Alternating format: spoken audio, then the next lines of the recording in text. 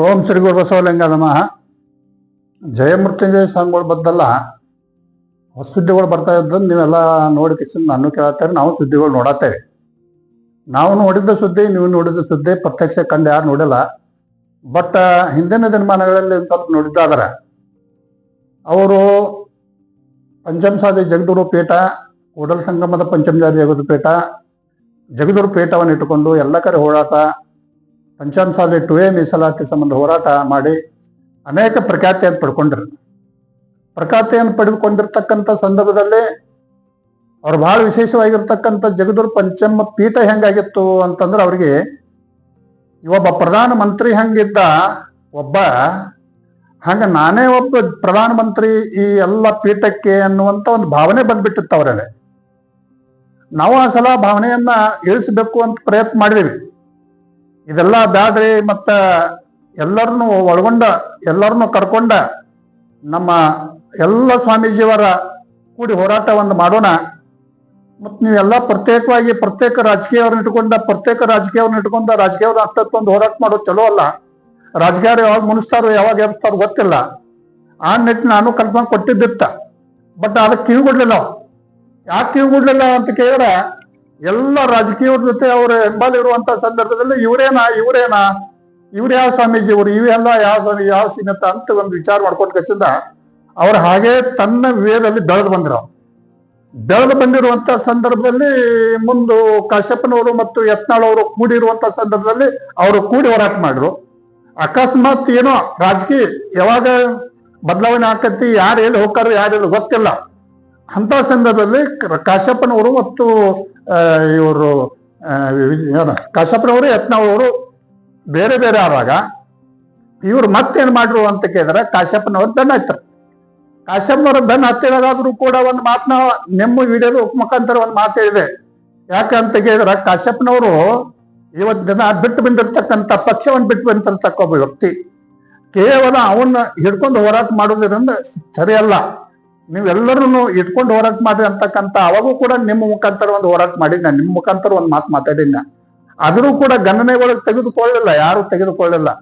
ಇವೆಲ್ಲ ಹಿಂಗೆ ಯಾಕ ಅಂತ ಕೇಳಿದ್ರ, ಒಬ್ಬ ಸ್ವಾಮೀಜಿ ಅವರು ಇವತ್ತಿನ ಪಂಚಪೀಠದಲ್ಲಿ ಇರ್ತಕ್ಕಂಥ ಕೂಡಲ ಸಂಗಮದ ಪಂಚಪೀಠದಲ್ಲಿರ್ತಕ್ಕಂಥ ಒಬ್ಬ ಸ್ವಾಮೀಜಿ ಅವರು, ಆ ಸ್ವಾಮೀಜಿ ಅವರು ಇವತ್ತಿನ ದಿವಸ ಹಲವಾರು ಅದನ್ನೆಲ್ಲ ಪಂಚಪೀಠವನ್ನು ತೊರೆದ, ಅಥವಾ ಕೂಡಲ ಸಂಗಮದ ಪೀಠವನ್ನು ತೊರೆದು ನಾನೇ ಒಬ್ಬ ದೊಡ್ಡ ವ್ಯಕ್ತಿ ಅಂತಕ್ಕಂಥ ತಿಳ್ಕೊಂಡ್ರೆ, ರಾಜಕೀಯವರು ಎಲ್ಲಿ ಹೇಳ್ತಾರೋ ಅಲ್ಲಿ, ಅವ್ರು ಎಲ್ಲಿ ರೂಮ್ ಕೊಡ್ತಾರೋ ಅಲ್ಲಿ, ಅವ್ರು ಯಾವ ಗೆಸ್ಟ್ ಹೌಸ್ ಹೇಳ್ತಾರೋ ಅಲ್ಲಿ ಆ ಗೆಸ್ಟ್ ಹೌಸ್, ಯಾವ ಒಂದು ಬೆಳಗಾವ್ ಇರ್ಬೋದು, ಎಲ್ಲಿ ವಿಜಾಪುರ ಇರ್ಬೋದು, ಮತ್ತೊಂದಿರ್ಬೋದು, ಅಥವಾ ರಾತ್ರಿ ಎಲ್ಲರೂ ಚಲೋ ಭಕ್ತರ ಮನೆ ಆ ಯಾರ್ಯಾರ ಒಬ್ಬ ರೂಮ್ ಚಲೋ ಇತ್ತಂದ್ರ ರಾತ್ರಿ ಅಲ್ಲಿ ಹೋಗಿ ಆ ರೂಮ್ ಬಡದ ಕೇಶನ್ ಕೇಳಿ ಅಲ್ಲಿ ಮಲಗೋದ, ಈ ಒಂದು ಸನ್ನಿವೇಶ ಹೊಂಟ್ರವ್. ಒಬ್ಬ ಸ್ವಾಮೀಜಿಯವರು ಯಾವ ಪ್ರಕಾರ ಇರಬೇಕು ಆ ಪ್ರಕಾರ ಉಳ್ಳಾಕ ಪ್ರಯತ್ನ ಮಾಡಲ್ಲ ಅವ್ರ. ಒಬ್ಬ ದೊಡ್ಡ ರಾಜಕೀಯ ವ್ಯಕ್ತಿ ಎಲ್ಲಿ ಬೇಕಲ್ಲಿ ನಿಂತು, ಎಲ್ಲಿ ಬೇಕಲ್ಲಿ ಎದ್ದು, ಎಲ್ಲಿ ಬೇಕಲ್ಲಿ ಕೂತು, ಎಲ್ಲಿ ಬೇಕಲ್ಲಿ ಉಂಡು, ಎಲ್ಲಿ ಬೇಕಲ್ಲಿ ತಿಂದು ಅಲ್ಲೇ ಹೋರಾಟ ಮಾಡಿ ಅವ್ರನ್ನೆಲ್ಲ ಕರ್ಕೊಂಡು ಹೋಗುವಂತ ಸಂದರ್ಭದಲ್ಲಿ ಸಮಾಜ ಬೆನ್ನ ಹತ್ತಿತ್ತು. ಸಮಾಜ ಮೊದಲೇ ಸಮಾಜ, ನಮ್ಮ ಸಮಾಜ ಮುಗ್ಧ ಸಮಾಜದ, ನಮ್ಮ ಸಮಾಜ ಅಂತ ಕೇಳಿದ್ರೆ ನಿಂಗಾರ ಸಮಾಜ ಮುಗ್ಧ ಸಮಾಜ. ಒಬ್ರು ಯಾರು ಇದ್ರ ಅವರಿಗೆ ಜೈ ಪಂಚಮಸಾಲಿ ಅಂತ ಅವ್ರಿಗೆಲ್ಲ ಕೊಟ್ರು, ಅವ್ರಿಗೆ ಸಹಕಾರ ಕೊಟ್ರು. ಎಲ್ಲಿ ಹೋಗಿ ಮುಟ್ತೈತಿ, ಇವ್ರು ಯಾವ ನಡೆ ಐತಿ, ಇವ್ರು ಯಾವ್ದು ವಿಚಾರ ಐತಿ, ಇವ್ರ ವಿಚಾರಕ್ಕೆ ನಾಳೆ ಒಂದ್ ಸ್ವಲ್ಪ ಫೇಲ್ ಆದಿತ್ತೇನ, ಇವ್ರನ್ನ ಹೆಂಗಿಡ್ಬೇಕು ಅಂತ ಸಮಾಜ ಗೊತ್ತಿಲ್ಲ. ಸಮಾಜ ಮುಗ್ಧ ಸಮಾಜ ಇರುವಂತ ಸಮಾಜದಲ್ಲಿ ಸಮಾಜವನ್ನ ಬಲಿಪಶು ಮಾಡಿರ್ತಕ್ಕಂಥ ಒಬ್ಬರು ಸ್ವಾಮೀಜಿ ಅಂತ ನಾ ಇವತ್ತಿಂದು ಹೇಳಕ್ ಪ್ರಯತ್ನ ಮಾಡ್ತೇನೆ. ಯಾಕ ಅಂತ ಕೇಳಿದ್ರೆ, ಸಮಾಜ ನಂದೇ ಅಂತಕ್ಕಂಥ ಇಡೀ ಸಮಾಜನ ಬಲಿಪಶು ಮಾಡಿರುವಂತಕ್ಕಂಥ ಇವತ್ತಿನ ದಿವಸ ಸಮಾಜ ಎಲ್ಲಿ ಹೋಗ್ಬೇಕ್ರಿ? ಇವತ್ತಿನ ದಿವಸ ಸಮಾಜ ಯಾರ್ದು ಕೇಳ್ಬೇಕ್ರಿ? ಇವತ್ತಿನ ದಿವಸ ನಮ್ಮಂತ ಸಮಾಜ, ಸಣ್ಣ ಸಮಾಜದಲ್ಲಿ ನಾವೊಬ್ಬರು ಹುಟ್ಟಿರ್ತಕ್ಕಂಥ ಸಣ್ಣ ಸಮಾಜಗಳು, ಸಮಾನ ಸಮಾಜ ಮತದಾರಿಗೆ ಕೂಡ ಬಹಳ ಕಷ್ಟ ಆಗೈತಿ ಒಂದ್ ಕಾಲದಾಗ. ನಮ್ಮದು ಕಷ್ಟ ಸಣ್ಣವ್ರು ನಾವು. ಯಾಕಂತ ಕೇಳಿದ್ರೆ ನಮ್ದು ಯಾರು ಕೇಳಂಗಿಲ್ಲ. ಕೇಳದೇ ಇರ್ತಕ್ಕಂಥ ಸಣ್ಣ ಸಮಾಜದವ್ರು ಸಣ್ಣವ್ರ ಹಾಕಿಸಿಂದ ಬದುಕುವಂತ ಸಂದರ್ಭದಲ್ಲಿ ನಮಗೂ ಕೂಡ ಕೆಟ್ಟ ಘಟನೆಗಳಾಗಿದಾವ. ಯಾಕಂತ ಕೇಳಿದ್ರೆ ನಮ್ಮನ್ನು ಅದೇ ದೃಷ್ಟಿಕೋನ ಅಳಿತಾರ ಜನ, ಅದೇ ದೃಷ್ಟಿಕೋನದಾಗ ನೋಡ್ತಾರ ಜನ. ನಾವೇನು ಹೋಗ್ಬೇಕ್ರಿ? ಏನ್ ಮಾಡ್ಬೇಕು ನಾವು ಇವತ್ತಿನ ದಿನ? ನಾವ್ ಯಾರನ್ನ ಕೇಳ್ಬೇಕು? ಯಾವ ಸಮಾಜದವ್ರು ಕೇಳಕ್ ಹೊತ್ತು ಏನ್ ಬಿಡ್ರಪ್ಪ ಎಲ್ಲರೂ ಅವ್ರ ಅನ್ನುವಂತ ಶಬ್ದ ಬರ್ತಾವ. ಇವ್ರು ಮಾಡಿರ್ತಕ್ಕಂಥ ಘಟನೆ ಅಪಾರವಾಗಿರ್ತಕ್ಕ ಸಮಾಜ ಕೆಟ್ಟ ಘಟನೆಯನ್ನು ತಂದು ಕೊಟ್ರ. ಇಂಥ ಸಂದರ್ಭದಲ್ಲಿ ನಮ್ಮಂತವ್ರು ಎಲ್ಲಿ ಹೋಗ್ಬೇಕು? ನಮ್ಮಂತ ಅಳಲನ್ನು ಯಾರಿಗೆ ಹೇಳ್ಬೇಕು?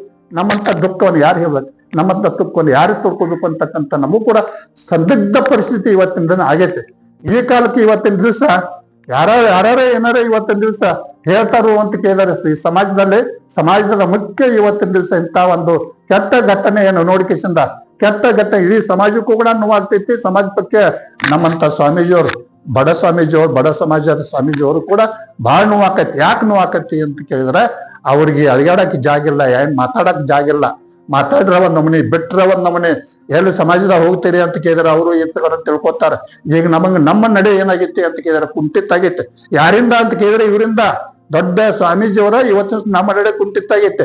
ನಮ್ಮ ವಿಚಾರಗಳು ಕುಂಠಿತಾಗಿದಾವ, ನಮ್ಮ ಆಚಾರ ವಿಚಾರಗಳು ಕುಂಠಿತಾಗಿದಾವ. ನಮ್ಮ ಇವತ್ತಿನ ದಿವಸ ಯಾರ ಏನ ಮಾಡ್ರಿ ಅಂತ ಕೇಳದೇ ಇರ್ತಕ್ಕಂಥ ಸಂದರ್ಭದಲ್ಲಿ ನಾವೇನಾದ್ರು ಚಲೋ ಬದುಕಬೇಕಾಗಿತ್ತು ಅಂತ ಕೇಳಿದ್ರೆ ಇಂಥವ್ರು ಇವತ್ತು ದಿವಸ ನಮಗೆ ಇಂಥದ್ದು ಮಾಡಿಕೆಸಿ ಇಂಥ ಘಟನೆ ಮಾಡಿ ಅದಕ್ಕಿಂತ ನಮಗೂ ಕೂಡ ದುಃಖ ಐತಿ. ದುಃಖದ ಸನ್ನಿವೇಶ ಇತ್ತಪ್ಪ. ಇನ್ನು ಏನು ಕೇಳಿಪ್ಪ ಅಂತ ಒಂದ್ 2 ಮಾತು ನನಗೆ ಹೇಳುವಂತ ಪ್ರಸಂಗ ಬಂತ. ಎಲ್ಲರ ಮುಗ್ದಾಗಿ ನಾ ಬಾಯಿ ಬಿಡದೇ ಇರ್ತಕ್ಕಂಥ ಪರಿಸ್ಥಿತಿ ಒಳಗೆ ಏನೋಪ್ಪ ನೀನ್ ನನ್ನ ಮುಂದೆ ಬಂದ ಟಿವಿ ತಗೊಂಡ್ ಬಂದ ಏನ್ರಿ ಅಂತ ಕೇಳ್ತೆ ಅಂದ್ರೆ ಕೇಳ್ತೆ ಅನ್ನುವಂತ ಸಂದರ್ಭಕ್ಕೆ ಕೇಳ್ತೆ ಅನ್ನುವಂತ ಮಾತಿಗೆ 2 ಮಾತು ಬಿಡ್ಬೇಕಾಗಿತ್ತು. ಈತ ನಂದು ಹೇಳಿಕೆ ಅಂತ ನಿಮ್ ಕೈ ಮುಗಿ ಹೇಳ್ತಾರೆ. ಹೆಸರು ವೀರೇಶ್ವರ ಸ್ವಾಮಿಗಳು, ಮಡಿವಾಳೇಶ್ವರ ಮಠ, Degulavalli. If you like this video ಬೇಗ ಲೈಕ್ ಮಾಡಿ, ಕಾಮೆಂಟ್ ಮಾಡಿ, ಶೇರ್ ಮಾಡಿ ಹಾಗೂ ಯೋಯೋ ಟಿವಿ ಕನ್ನಡವನ್ನು ಸಬ್ಸ್ಕ್ರೈಬ್ ಮಾಡಿ.